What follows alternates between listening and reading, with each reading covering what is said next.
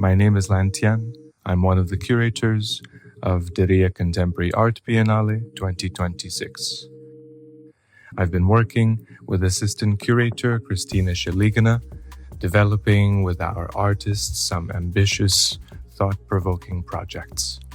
5 new commissions by Oscar Santillan, Rohini Devasher, Mochu, Merve Ertufan, and Rax Media Collective, and 2 new iterations by Horeyan and Ivana Franca.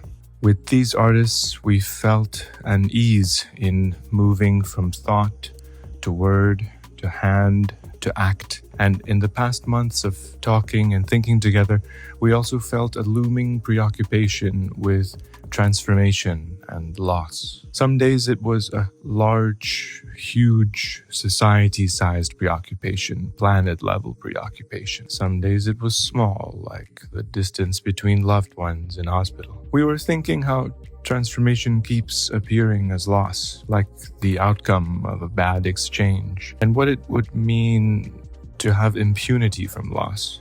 What would it take? Very quickly, transformation becomes impossible to reconcile. Someone said it's just unthinkable. Then the question becomes what to do with something unthinkable. What is the velocity of something unthinkable? We can also think about transformation more directly as a kind of motion.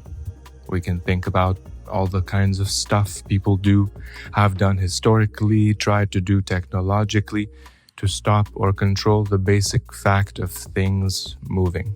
Philosopher Thomas Nail calls it a fear of motion, kynophobia.